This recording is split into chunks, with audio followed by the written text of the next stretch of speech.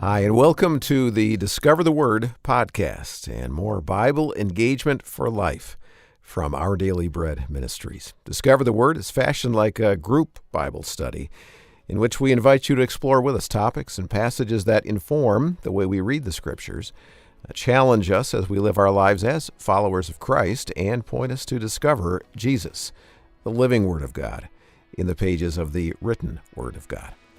And as we begin this time, I have a question for you. The question is, what does it mean for you to be and feel fully alive? What does that look like, sound like, feel like for that to be true of you today? Is that what you feel like today, fully alive? And if that's not the term you would use, then what are some of the things that are in the way of your being and feeling fully alive? Well, for the next 2 episodes of the podcast, I would like you to turn your Bible to Acts chapter 17. And we're going to walk together through that part of the story of the earliest days of the church that the book of Acts documents, and discover something the Apostle Paul said about becoming fully alive.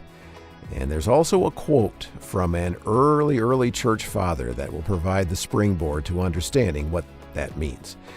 Daniel Ryan Day will be guiding Elisa Morgan and Rasul Berry and Vivian Mabuni through the events recorded in Acts 17, and there are a lot, and then helping us reflect on those questions about feeling fully alive. Do you? Why or why not? And what does Paul say that speaks into this topic of becoming fully alive? Well, that's the title we've given this study of Acts 17, Becoming Fully Alive. And it is actually a quote from that early church father that Daniel wants to lead with, and then he wants us to keep that quote in mind throughout the conversation. And so let's pull our chairs up to the table with the group and study Acts 17 together here on the Discover the Word podcast. Elisa, could you read the quote that I put in front of you? Yes. The glory of God is a living man, and the life of a man consists in beholding God. Okay, and I put a modernization of the quote in front of you too. Read that too. Okay. The glory of God is a human, fully alive. So what do you hear in that quote? What stands out to you? Well, I think about the imago Dei, the image of God on humankind. And somehow we reflect God's glory, his image, to our world.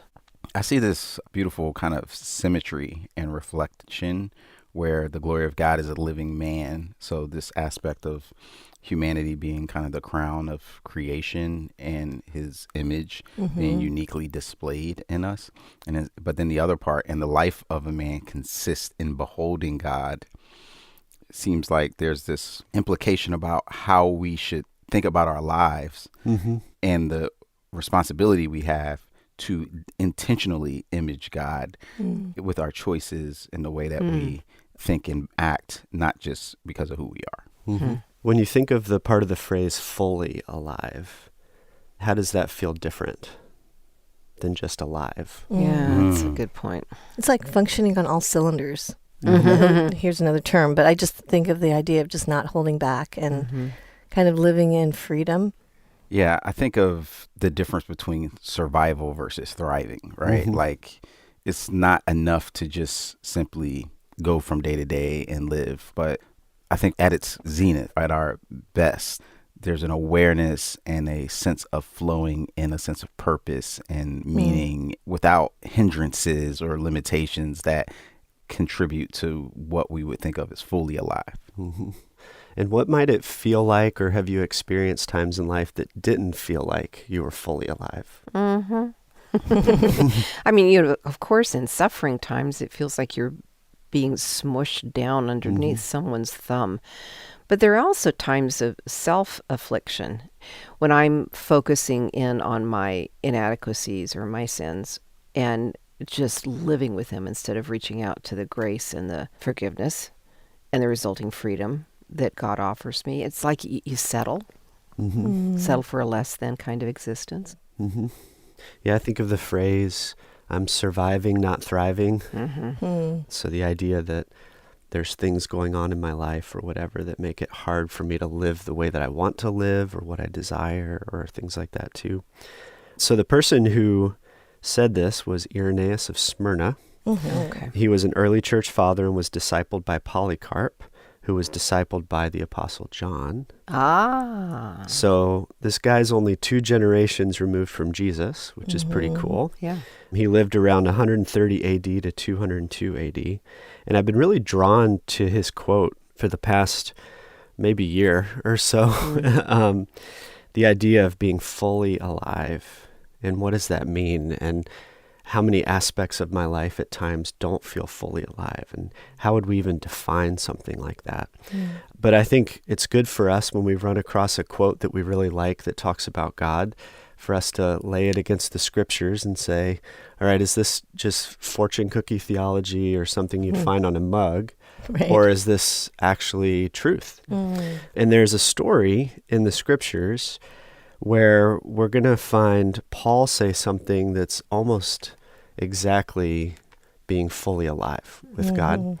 It's so similar that I wonder if Irenaeus maybe was inspired by Paul, since he comes a little bit after Paul. Yeah. So turn with me to Acts 17. We're going to spend 2 weeks unpacking this chapter because there's a lot here. There's several stories here. In fact, let's kind of set the stage at the beginning of Acts 17. First, the whole book of Acts kind of has 2 movements to it. So chapters 1 through 12, who are they mostly about? I think about the Apostle Peter. There you go. From organizing, the selection of the 12th disciple in chapter 1, making the big speech at the day of Pentecost, chapter 2, and then dreams, Cornelius, healing the blind man, being, arrested, all of that. He's the main character in that first section. Right. And they're moving from Jerusalem, Judea, Samaria. So ends of the earth feel like the second half that you're talking about from chapter 12 on.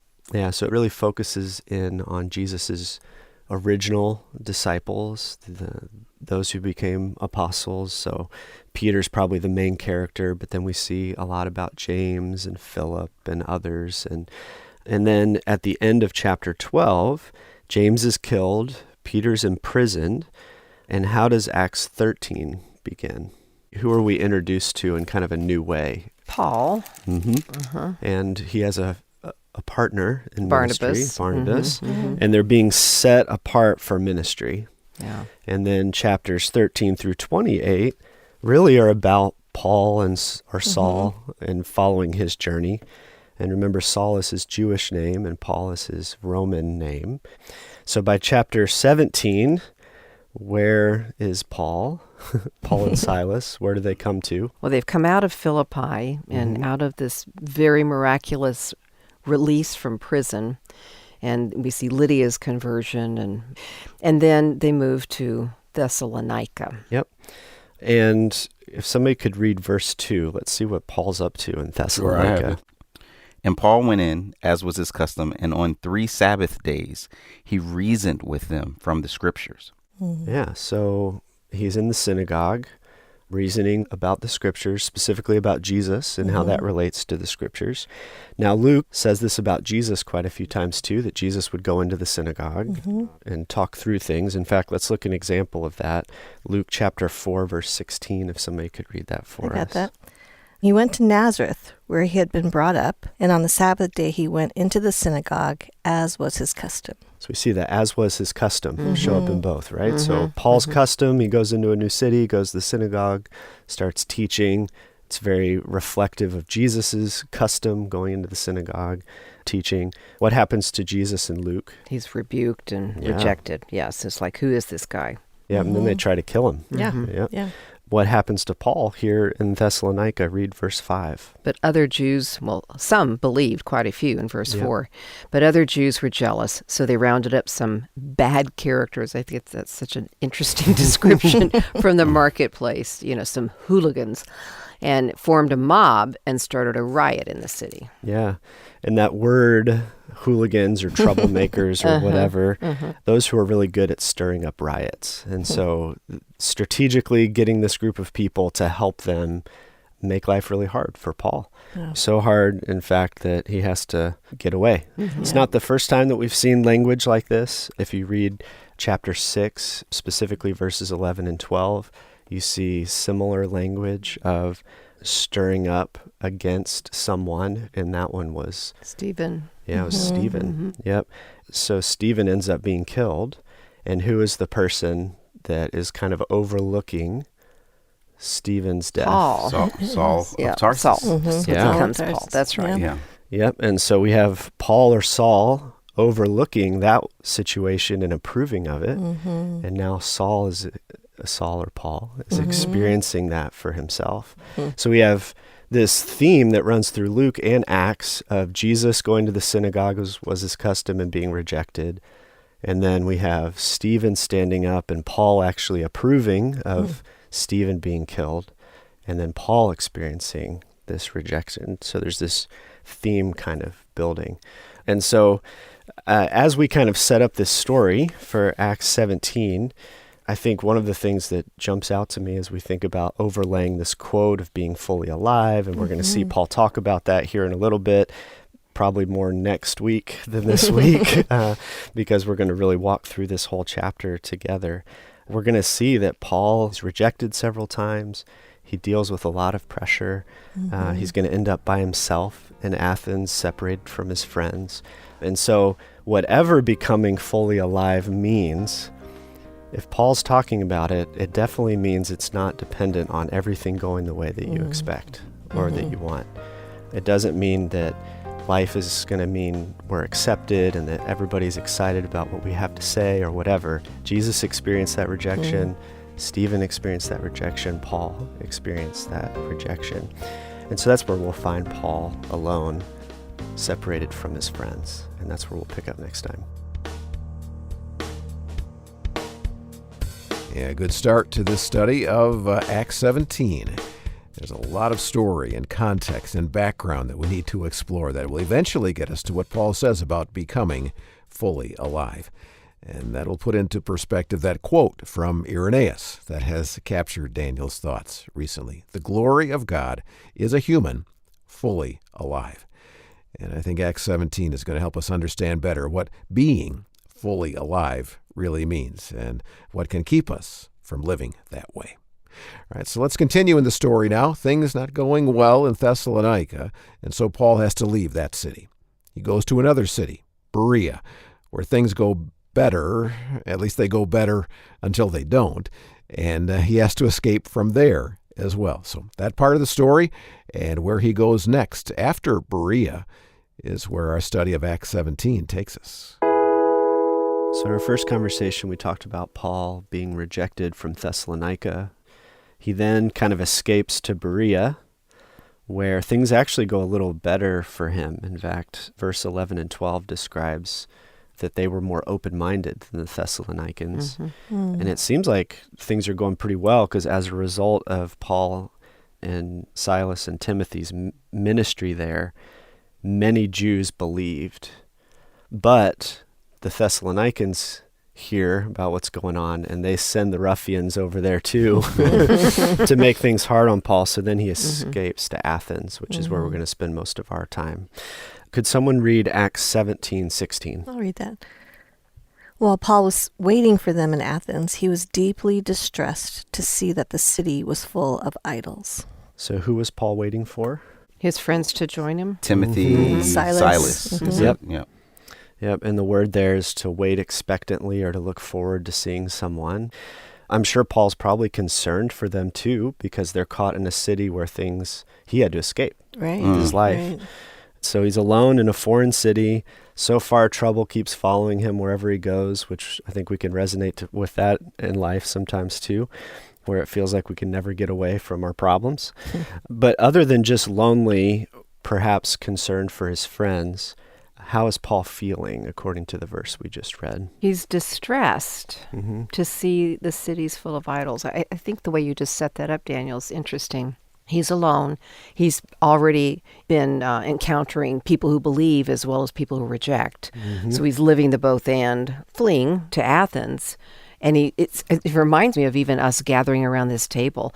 It's like, if Viv isn't here, or if Bill isn't here, or if you're not here, or whatever, it's like we feel kind of an incompleteness. How am I going to tackle these scriptures alone, kind of thing? And I feel for him there. He's waiting for the rest of his crew to show up, and then he looks around and goes, this is bad. This is going to be a challenge. And it was like a deeply distressed. Yeah, and that word can describe someone who's angry or irritated. It literally means to be like at the sharp end of a sword, right? To be sharpened, that kind of anger, distress. Do you know anybody who, when they're angry, is like a sharp sword? Don't answer that, maybe. Now think back on Paul's story, right? In fact, could someone just read Acts 8, verse 3? This is how Paul responds sometimes when he gets angry, or at least used to. But Saul was ravaging the church and entering house after house. He dragged off men and women and committed them to prison. Oh, that's lovely. Okay. Yeah. And if we think that's bad, could someone read chapter 9, verse 1? Sure. Meanwhile, Saul, still breathing threats and murder against the disciples of the Lord, went to the high priest. Yep. So what can Paul be like when he's angry, like the sharp tip Monster. of a sword? Yeah. And so at this point in the story, we're kind of wondering, how is Paul going to respond? He's deeply distressed again. He's angry to the point of a sharpened sword. What is he angry about? The idols. Do you get a sense that there are a few idols in this city, or a lot of idols? It says full of idols. Full of idols. Like, we're in chapter 17 by this point of Acts. We've seen Paul responding in a few different ways in different settings. How might we expect Paul to respond? Well, if the saying is true that people don't change, then he's about to fly off the handle, attack some people, do something to be very confrontational. Yeah. Any other types of responses that we might think Paul could do? So let's say he controls that part. How else might he respond? Well, he's like wicked smart. Yeah. So, he could go toe to toe with anyone and debate. Yeah, it might be argue. Right, argument. He's like an expert orator, so he has the capacity to take down anybody. Right. Yeah, and I would maybe expect him to like go apologetics, right? Like, hey, I'm going to argue for why all your gods are wrong and why this one that I'm going to tell you about is right. So let's see how he does respond. If somebody could read verse 17 of chapter 17 of Acts. Sure. So he reasoned in the synagogue with both Jews and God-fearing Greeks, as well as in the marketplace, day by day, with those who happened to be there. Yeah. So he engages in debate and is arguing with them. And who's he arguing with? Jews and God-fearing Greeks, and then anybody in the marketplace. Yeah. So Everybody. pretty much anybody. Anybody will listen. Yeah. Right? Anybody who's going to listen. We see some specific people mentioned in verse 18 that we'll talk more about next time. Who are they? Epicureans. And Stoics. The Stoics. Yeah. So the Epicurean and Stoic philosophers. So Paul sees a problem. The city is full of idols. He gets really irritated, angry about that. He has to address it. He's too sharpened to let it go.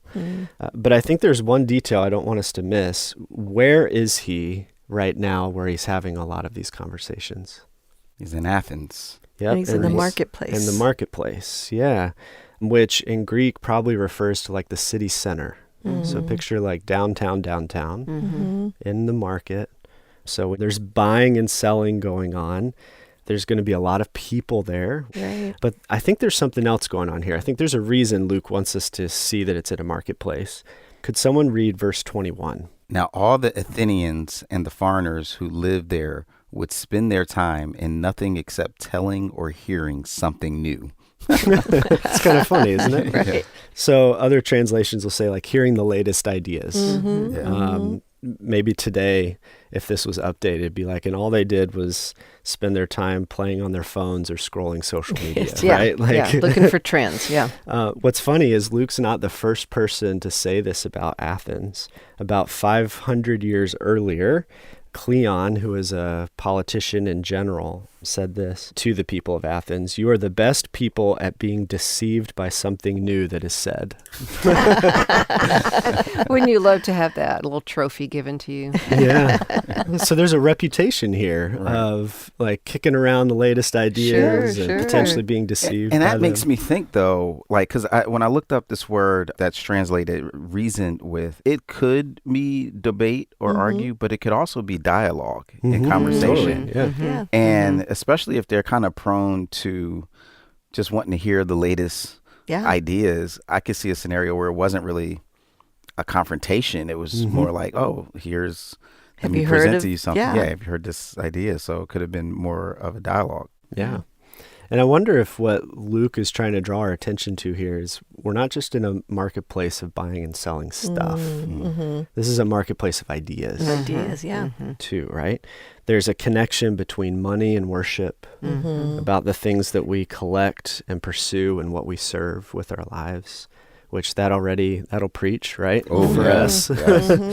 In fact, what did Jesus say about money in particular in the Sermon on the Mount? You can't cannot. serve both God and God money. and Yeah. money. Pick one or So the there's other. almost like this consumeristic Yeah. perspective that you can not only just have about things at a marketplace, but we can be like that with ideas. Yes. Yeah. Yeah. Yes. Absolutely. Just pick and choose. Yeah. What I What's the believe. latest? You know, yeah, But exactly. And for latest trend. eons, people have gathered in places like this for community and, around different elements. There's the pub in some communities, there's the chessboard in the park in other communities. But, this is a gathering of individuals sharing thoughts, Yep. ideas. And there's something tied between what we pursue and collect and go after and what we worship or serve deep down.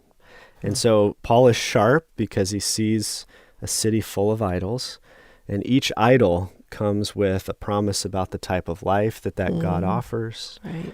It's not the good life. It's a self-destructive life often. It's a dehumanizing life, especially if you look at some of the practices were to worship those gods. It's a very dehumanizing type of worship. Yeah. But I think there's this layer here for us too. We live in a marketplace of ideas too, right? Every day we're bombarded with thousands of ads, and each of those ads comes with some kind of promise about what the good life That's is, right. or how we can be happier, or how we can be more satisfied and content. And so I think the challenge for Paul and his audience in this marketplace of ideas, and the challenge for us, is that sometimes by actually pursuing the things that we think we want the most, we actually make it more difficult on ourselves to experience the full life that God offers. And that's kind of the setup for where we are in this story. Being fully alive isn't a product that's going to be sold. It's a way of life with God. And we'll find out more about that as we go. Studying Acts 17 together here on the Discover the Word podcast right now, following the Apostle Paul and his associates as they are spreading the good news about Jesus in these cities across this part of the Mediterranean world, and discovering what it means to live fully alive as a result of our faith in Jesus. Because that was not the way that people in the first century thought about becoming fully alive. Not the way most people in our world today think about it either. But that's why this section of Scripture is so important, because what is the meaning of life? Do our lives have any meaning and purpose? And if so, where do we find it? Those are some big questions. And throughout history, those are questions that have occupied the minds of many philosophers, and different schools of philosophy have come up with various answers to those questions. And while most of these philosophies have their roots in ancient times, they still influence how people in our world today think about what gives life meaning, if indeed life does have any meaning. Well, as we continue our study of Acts 17, called Becoming Fully Alive, we're going to find a couple of these philosophical schools mentioned. Like I said, roots in ancient times. But I think we'll find surprising parallels to how people in our world today think about where meaning in life is found. And so, does our belief in Christ differ from or agree with some of these other philosophies? Well, an intriguing and insightful part of this conversation is ahead of us, and we'll get to that after we take a break for a word about something relatively new from Our Daily Bread Ministries, an outreach that Daniel is a big part of to the next generation. That's called Reclaim Today.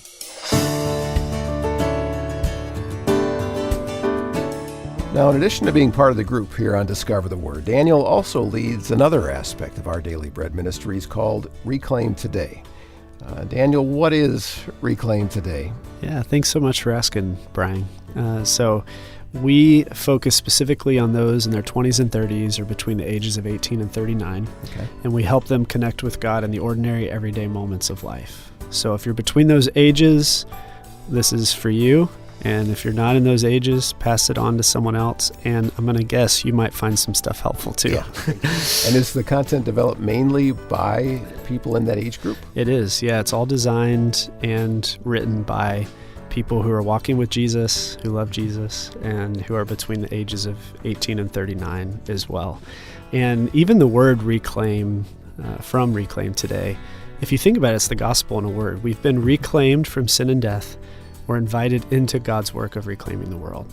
And the reason today is there is because one of the things that we saw in research for younger generations, but really just about anybody, is that we feel a lot of regret and shame from the past.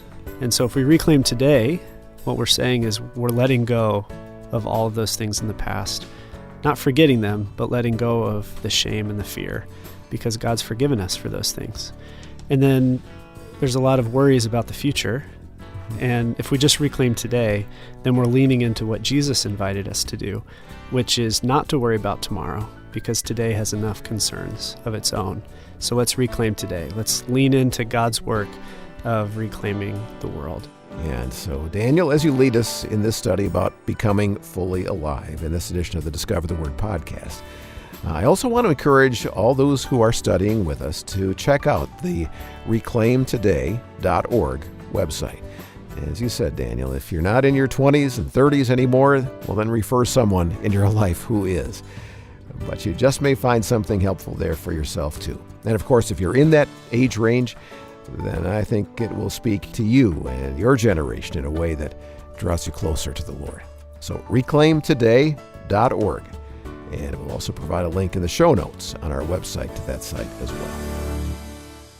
And so now, back to Acts chapter 17, and a couple of ancient philosophies of life that sound actually pretty familiar in describing how people in our world today think. Alternate ideas about what it takes to find meaning and purpose and live fully alive. So we're in the marketplace of ideas with Paul, and he's sharp and angry. What is he sharpened about?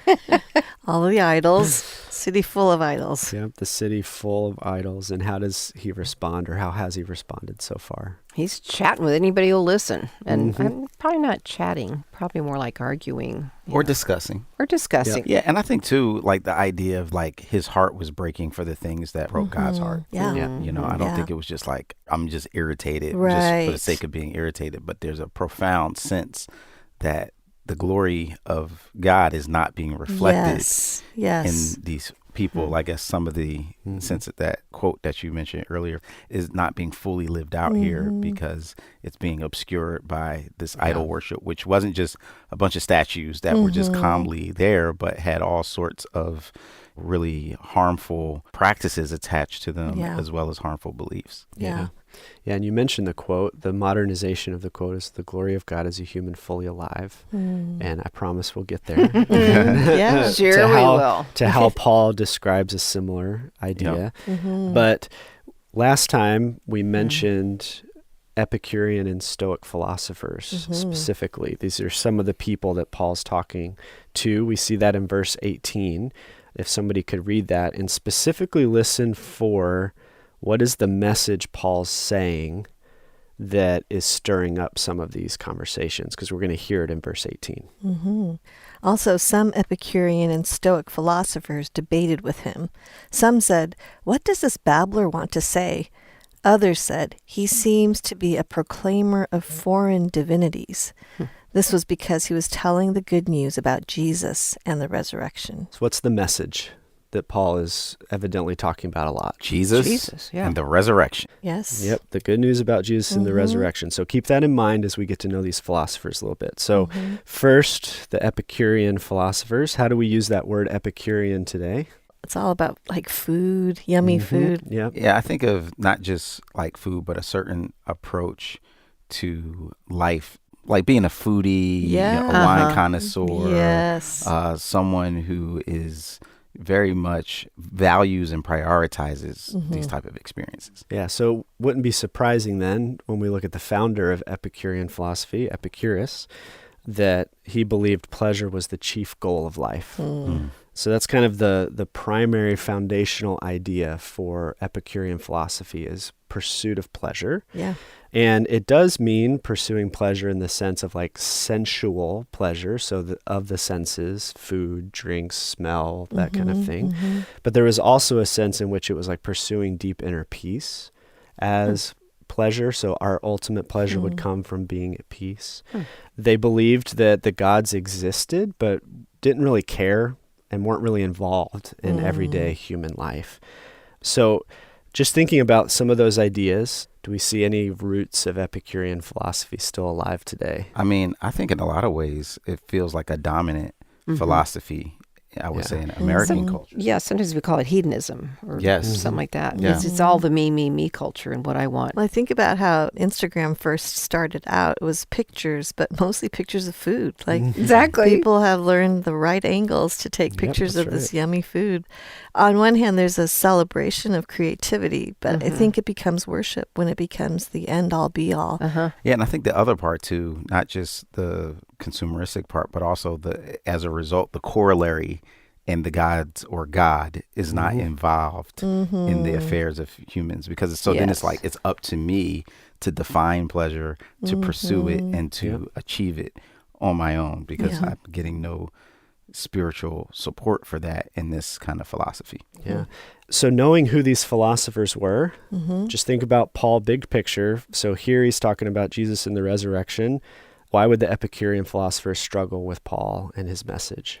Jesus, it's suffering. He dies on a cross. I mean, there's just, that's so anti, Right. the finer things. And so if he started off saying, "You want to go to a great rib joint," Maybe they give you would have some been kitchen very hacks. Yeah. Yeah, they would have been leaning in. But because he starts with, "Hey, there's this person named Jesus who actually suffered and died for your sins, Yeah. and that is resurrected so that you can now follow him," that completely undermines everything about what their philosophy taught. Yep, exactly. The very core message that he's bringing is that God is not only involved in our lives, he came to earth, died, and rose again. That's pretty involved. That's pretty involved. Very involved. So that's one group. Then we have the Stoic philosophers.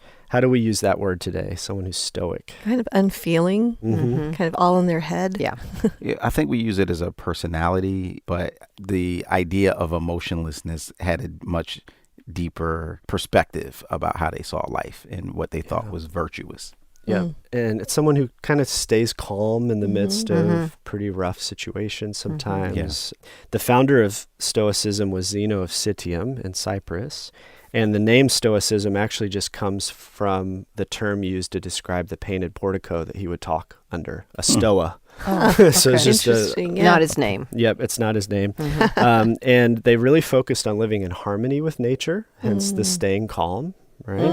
Emphasized humanity's ability to think and reason its way out of problems, Yeah. to take care of ourselves.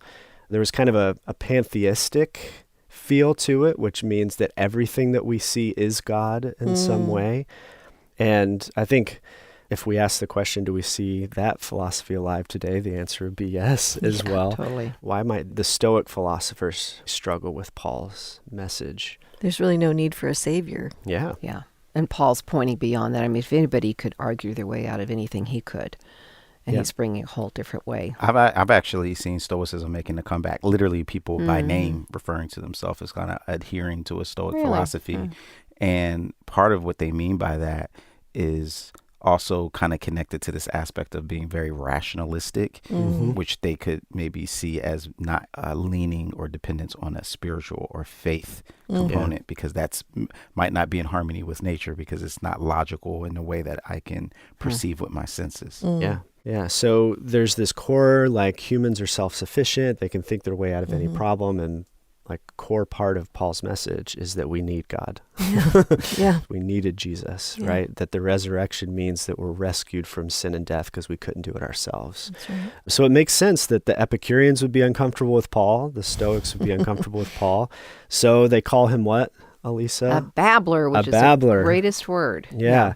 And the Greek word there is spermologos. So it's two words pulled together, sperm and logos. So seed word. Seed worder. And it originally was used to just describe a bird that would land and grab a seed and then fly off. And then it slowly became a slang term for people that go into a marketplace and find the junk that no one wants, and then they would buy the trinkets or the junk and then go sell it somewhere else. Wow. And then it became slang for someone who picks up an idea Oh, wow. and then sells it off as their own, even though they don't really understand it. One of my footnotes here in my notes is that it's a word scavenger. Yeah. So all of us have that, family member or friend that's always quoting a comedian or something like that, right? They're a babbler. They're a spermologos. So in one way he's being insulted here, but then there's a more dangerous and serious accusation, which is that he's what? Not just a babbler, but Advocating for foreign gods. yeah. And this is serious because in Athens, at the Areopagus, the trial of Socrates happened 450 years earlier. And Socrates was charged with two things: corrupting the youth and dishonoring Athenian gods. And he was sentenced to die by drinking poison hemlock, right? Wow. So this is pretty serious. Yeah. On one hand, he's being insulted. On the other hand, he's being accused of advocating foreign gods. And so as we think about where we are in the story, this is going to lead Paul to end up giving this long speech that we're going to talk about. And I promise at the end of that speech, he's going to talk about what it means to be fully alive, his version of that for sure.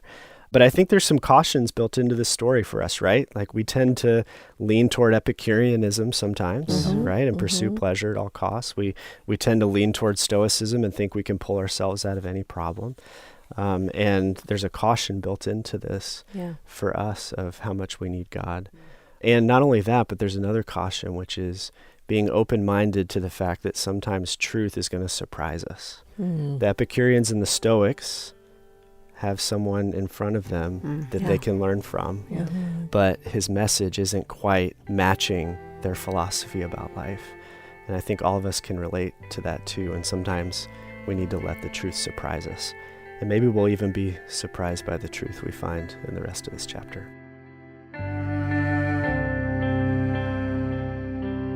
Yeah, I think there's a really good chance that will be the case, because it's really tough not to be overly influenced by these other philosophies of where we can find meaning and purpose in life, if indeed we can. But how Paul presents the gospel in the midst of this is going to be so helpful and inspiring.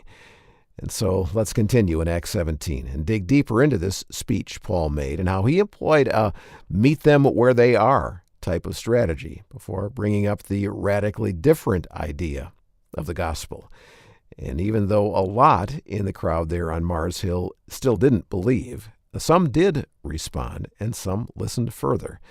And that's what often happens today. But when we refuse to meet people where they are, well, it's more likely that we'll get no audience at all. So where are we in this story so far? Paul's in Athens waiting for his friends, Timothy and Silas, and he's been provoked by seeing, sharpened, agitated by seeing a city full of idolatry, which he then decides to start reasoning with people, challenging these ideas in a marketplace, literally a marketplace of ideas and a market where he was engaging with everybody he can talk to, which then when we in our last conversation ended up with him talking specifically to two different groups of philosophers, Epicureans, who really valued just enjoying whatever pleasure they could attain. And then Stoics, who had a whole different philosophy of just kind of through self-control and discipline, experiencing life that way. And in the midst of all that, they're like, wait a minute, this babbler's talking about Jesus and resurrection. This doesn't fit any of our standpoints. What is this all about? And I think that's kind of where we It's off. good. Yeah. It's a good summary. And so on one hand, he's accused of being a babbler, which is kind of an insult. Especially to somebody who's an orator. Yeah, Yes. that's right. Yep.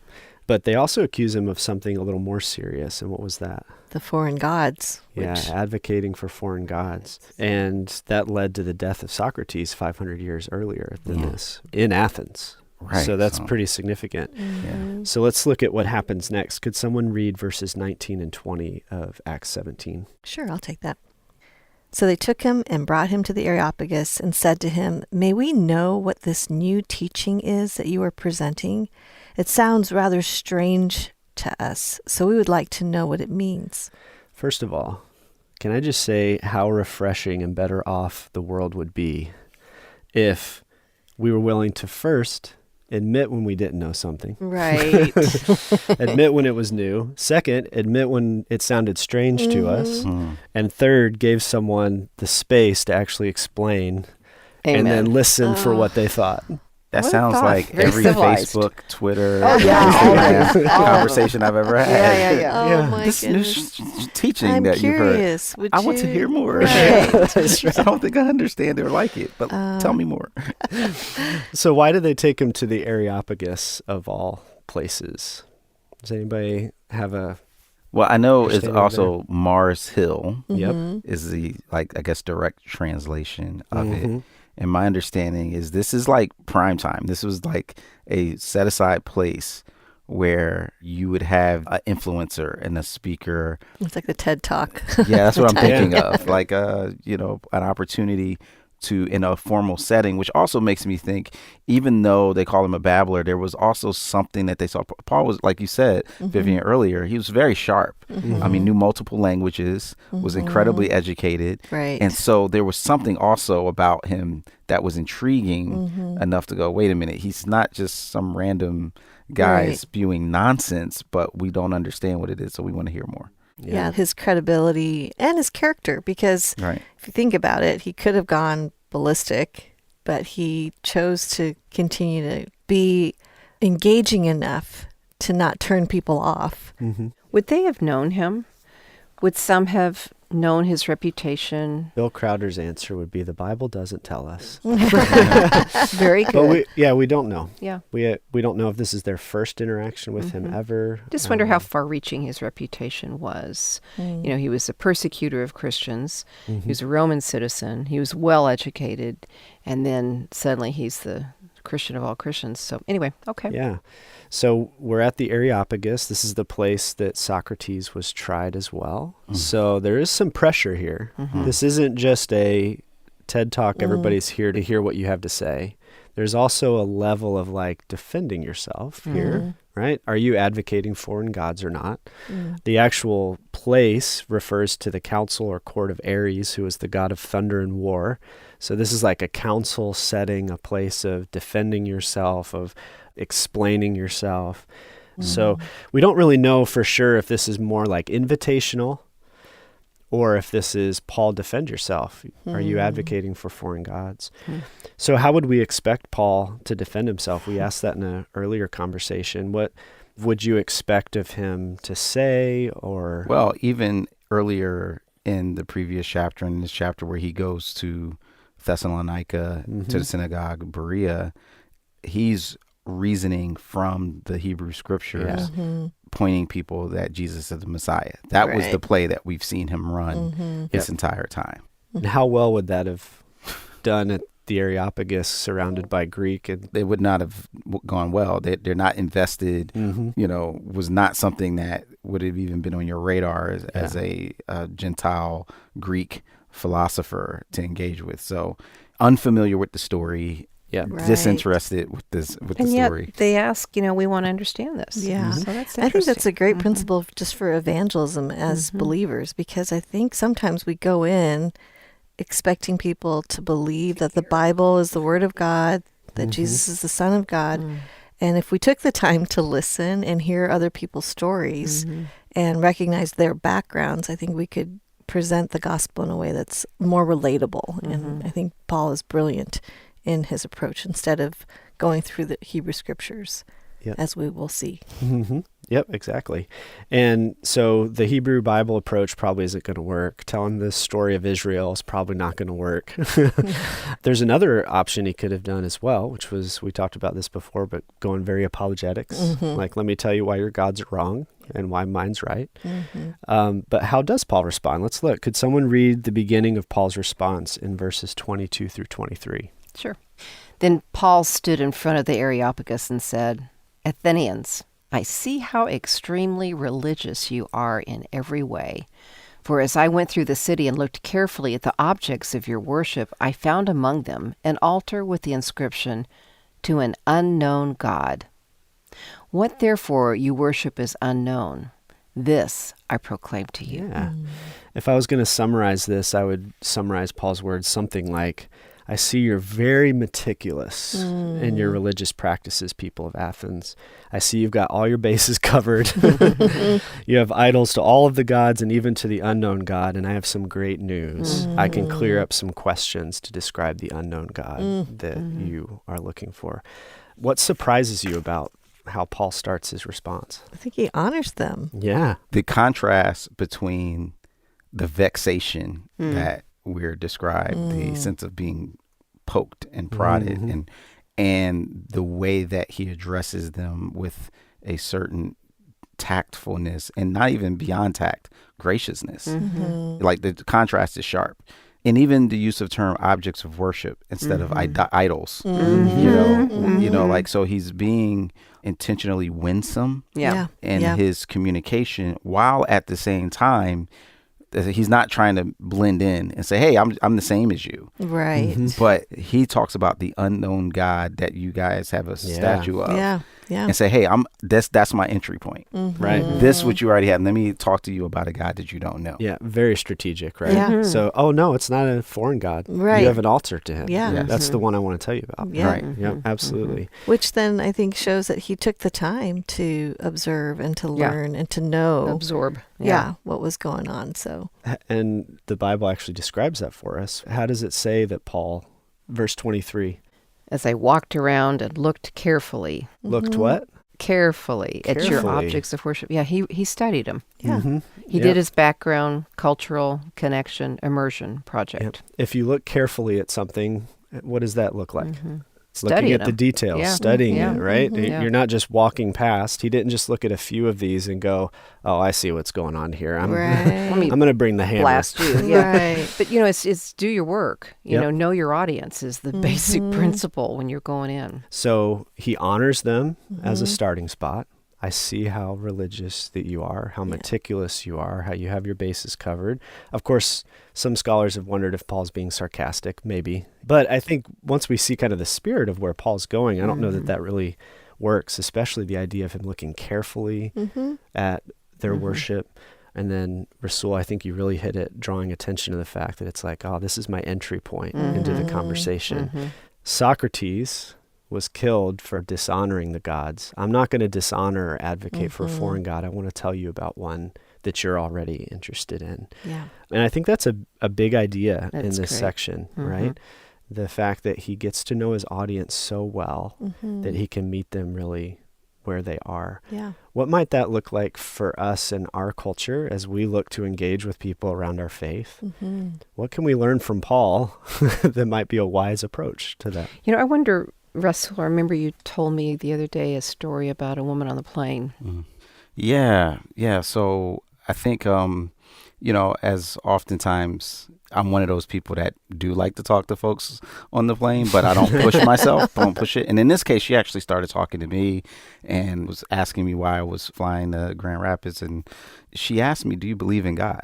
And after I told her about my involvement in ministry, and I said, yes, she's like, I'm trying to figure it out. I'm 72, but I had a religious background, but I'm kind of skeptical because of a lot of the problems that I see with religion. So as we're getting in this conversation, I see an opportunity to connect with her, but in a way that will meet her where she is. So one of the key things that I wanted to point out was that you agree with God in your criticism and your cynicism of religion that's used for political purposes or that's hypocritical, right? Like I can point to you chapter and verse. And in fact, I shared with her the story, John 8, of the woman that is caught in adultery by the Pharisees, and they present her to Jesus, really not caring about her holiness or the law, but just to kind of trap him. And as I shared how Jesus responded with saying, they don't condemn you, neither do I, go and sin no more. And she actually, tears welled up in her eyes. And she was so moved by the beauty of that. And by the time we got off the plane, she was like, I want to listen to your podcast and I want to think about some things some more. And it just was this great experience, this journey of seeing where someone was at and starting there versus maybe starting where I would want to go naturally. Yeah. Christians sometimes have a really bad habit of starting conversations in conflict, right? Debating, You're telling wrong, people I how am they're right. wrong, those types of things. And I think Paul models something here that we should all pay attention to, which is exactly what you're talking about, Rasul. How can we meet people where they are? And that's exactly what Paul did. He didn't say all your idols are wrong. He didn't say, wow, you guys are idiots and completely missing it. Yeah. He doesn't even say something like you're deceived Right. and you need the truth that I'm going to give you. He says, wow, you guys are so meticulous in your worship. I see how important this is to you. And I have some knowledge that I think you'll want because you're interested in this. Yeah. I know the God you're searching for. Yeah. And that's where Paul starts. And we'll see him build on that as we go. Yeah, using a meet them where they are type of strategy was pretty brilliant by Paul, wasn't it? And I think we can learn a lot from that in how we engage people with the gospel in our world today. Well, we are working our way through Acts chapter 17 and getting familiar with the context of Paul saying something about becoming fully alive. And we're getting close to where this will all make so much more sense. But we have a little bit more ground to cover in Acts 17 that will add to this. And so hang in there with Daniel Ryan Day, Elisa Morgan, Rasul Berry, and Vivian Mabuni as we discover the Word together. And hey, don't forget about how we have now show notes for each of our new studies on our website. We include some questions to challenge you further. We have links to other resources that can help you dig deeper. These show notes are just a helpful complement to these conversations in so many ways. Access the show notes when you click on the View Series tab at discovertheword.org. And then also remember that Discover the Word, Reclaim Today, that part of the ministry that Daniel leads specifically for 20 and 30-year-olds, the Our Daily Bread devotional, and so much more are ways that Our Daily Bread Ministries is equipping people around the world with Bible engagement for life. And as a donor-funded, nonprofit organization, it's the generous support of friends like you that makes what we do possible. If you'd like to partner with us financially, go to discovertheword.org and look for the Donate button that's up at the top of the page. That's discovertheword.org. All right, so now let's wrap up part one of this two-part study called Becoming Fully Alive. And Daniel will point out one more piece of evidence, one more perspective that Paul uses to make his point about why believing in Jesus is the path to becoming fully alive. He talks about idols. Now, that was a problem for them back in the first century, but it's not a problem for us, is it? I mean, idols? Is it possible? I mean, maybe you have some blind spots about this. So this series is about becoming fully alive. Mm-hmm. We were going to talk about So that. I've heard. Yeah. So I was wondering if you were wondering when we're going to get to that part. I am wondering when we're going to get to that part. Yeah. Now There's hints, we've there are seen some hints. hints though, Yeah, right? So there's like some in our hints. first conversation, what did we find? A quote from a dude from a long time ago who talked about being fully alive and giving God glory by being so. Mm-hmm. Right. Yeah. But then we were talking about Paul, and we Yeah. see him in Acts 17, Right. and And he encounters people with multiple different ways about being fully alive. The Epicureans who Yep. said you be fully alive by indulging in pleasure Yeah. in your senses, which is something we definitely still here today as a way to be fully alive. Then you heard the Stoics who said, no, you don't do it that way. You do it by being disciplined and rigid, and that's the way, by controlling yourself. Yeah. It's self-sufficient in harmony with nature. That's how you be fully alive. Yeah. And then there was kind of another group or groups of people there as well in this marketplace. Sure. And we had a conversation about how in the marketplace of ideas, there's things being bought and sold all the time, ideas about what happiness looks like or success looks like. And culturally for us, we can really identify with something like that because we're bombarded with ads all the time about what'll make us happy or what we need. Yeah. And then Paul himself, how does he even end up in Athens? Is it through like everything's just going well and life's great? Kind of hightail it away. Trouble in Philippi, then to Thessalonica, and then to Berea. And so if Paul's going to talk about something related to being fully alive, it definitely isn't circumstantial. Right. Because things aren't going well. In fact, he's alone, separated from his friends. Yeah. And then last time, what did we see? How did Paul kind of start the conversation in Athens? He uses a great approach. Instead of going, you're crazy, there was this whole, Paul then starts his whole conversation. He picks up some of what's important to them and begins there. Yeah. Having studied the place that he's walking around and looking carefully at the objects of worship, but actually pulling on that and saying, I see that you're sincere in your desire to know who God is. And he starts off with this altar saying, I see this altar with an inscription to an unknown God. And humbly begins then into a conversation of, I kind of know who you're talking about. Yeah, exactly. And so there's this, I think, maybe hint, because Paul's going to talk about what it means to be fully alive. But really, most of what we've talked about has really just been build up to the speech, which has been great. But I wanted us to really understand the context of where Paul is. And we got to see a little bit of why the context is so important last time as he began his speech.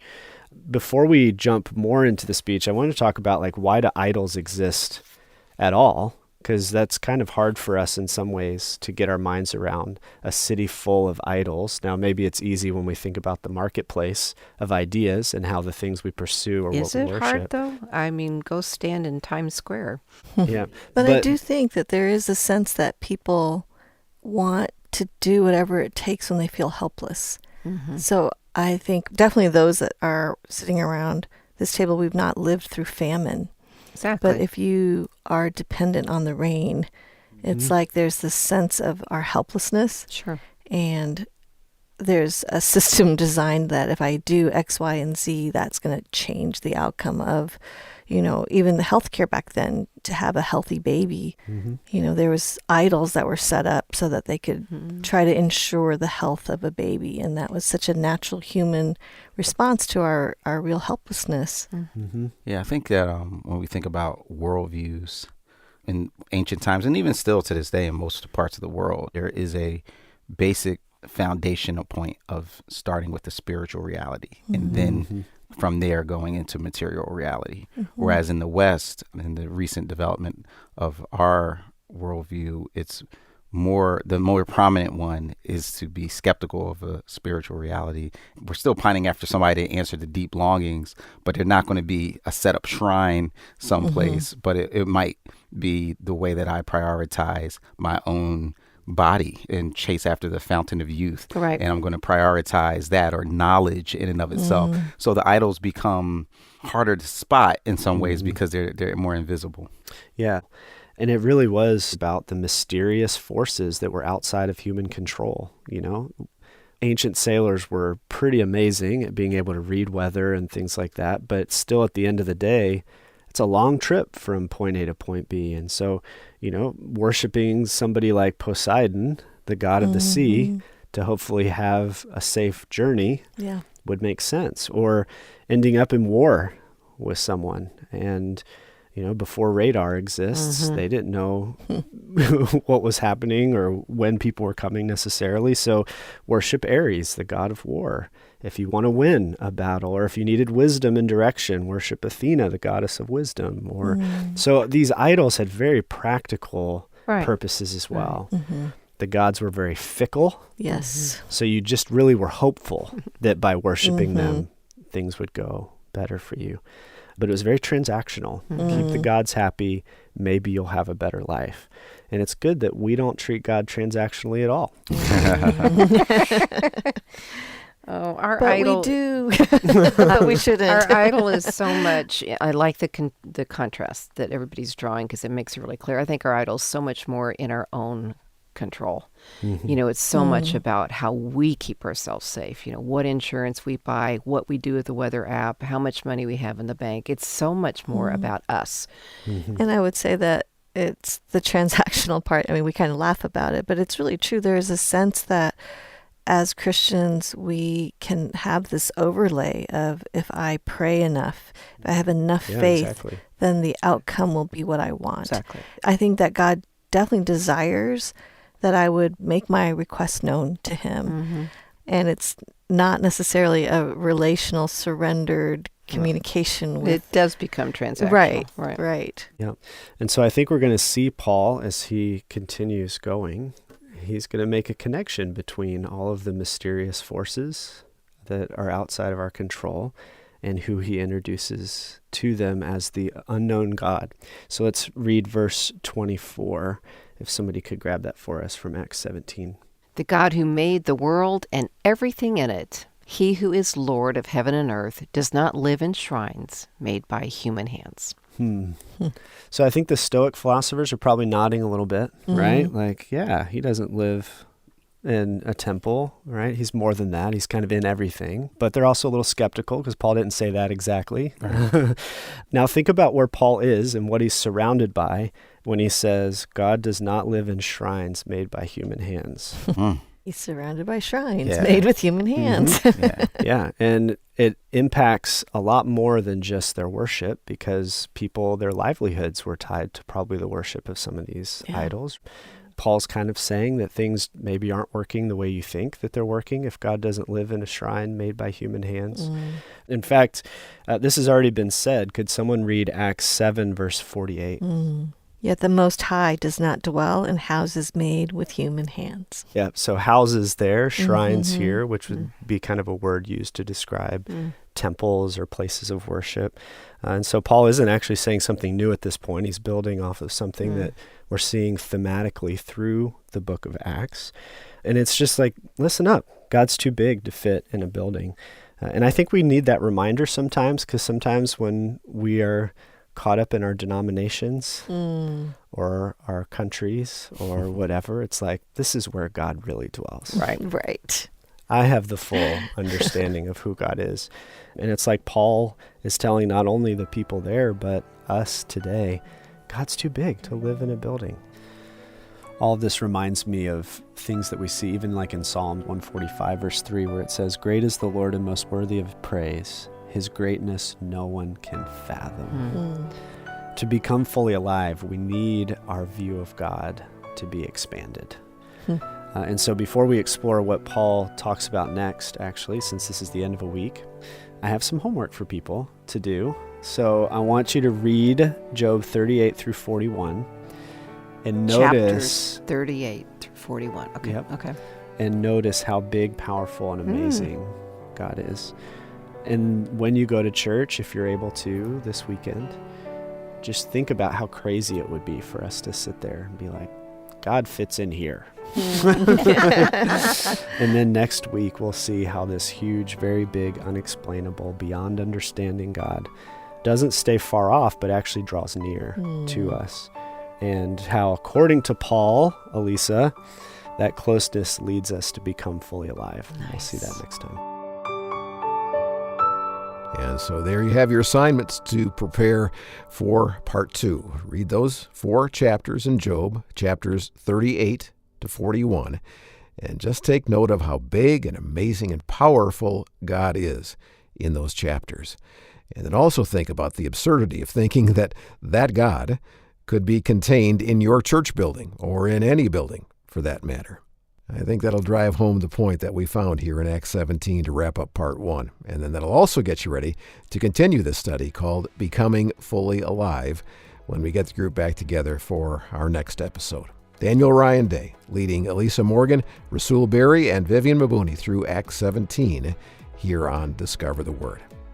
And so in the second half of the study, we will get to the place in Paul's speech in this debate with those holding different philosophies about where meaning and purpose in life is found and what it means to be a human fully alive, where Paul reveals how the gospel and Jesus are really the key to becoming fully alive. And finally. And so don't forget about that homework Daniel handed out, and we'll look forward to having you back at the table with us next time to discover the Word. Thanks for listening. I'm Brian Heading at Discover the Word.